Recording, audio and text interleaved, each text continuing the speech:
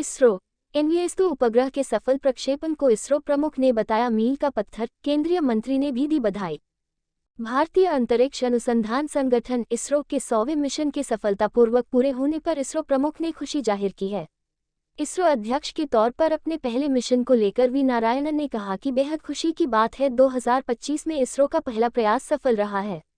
केंद्रीय मंत्री जितेंद्र सिंह ने भी इसरो के 100वें मिशन की सफलता पर खुशी जाहिर की। भारतीय अंतरिक्ष अनुसंधान संगठन इसरो के 100वें मिशन के सफलतापूर्वक पूरे होने पर इसरो प्रमुख ने खुशी जाहिर की है।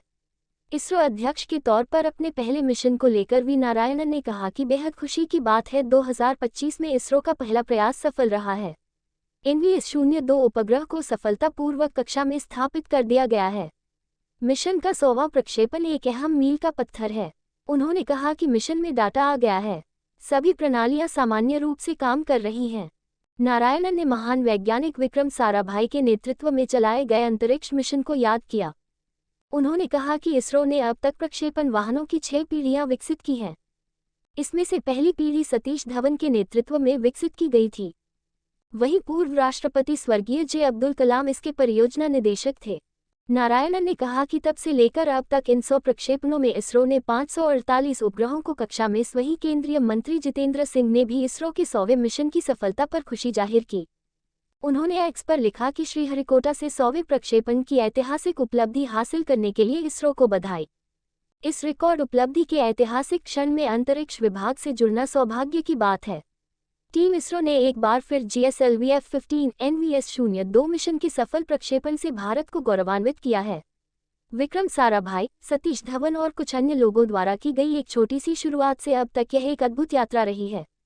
पीएम मोदी द्वारा अंतरिक्ष क्षेत्र को अनलॉक करने और यह विश्वास जगाने के बाद कि आकाश की कोई सीमा नहीं है, यह एक बड़ी छलांग है। 20 मिनट में कक्षा में स्थापित किया गया उपग्रह। इसरो ने आंध्र प्रदेश के श्रीहरिकोटा स्थित अंतरिक्ष केंद्र से GSLV रॉकेट के जरिए नेविगेशन उपग्रह एनवीएस-2 का प्रक्षेपण किया। लगभग 20 मिनट में उपग्रह कक्षा में सफलतापूर्वक स्थापित कर दिया गया।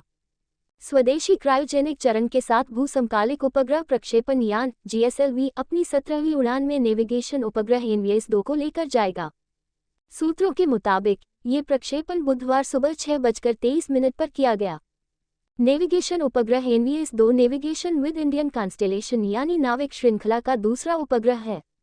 इसका उद्देश्य भारतीय उपमहाद्वीप के साथ साथ भारतीय भूभाग से लगभग 1500 किलोमीटर आगे के क्षेत्रों में उपयोगकर्ताओं को सटीक स्थिति, गति और समय की जानकारी प्रदान करना है। स्थापित किया है, जिनमें विदेशी उपग्रह भी शामिल हैं।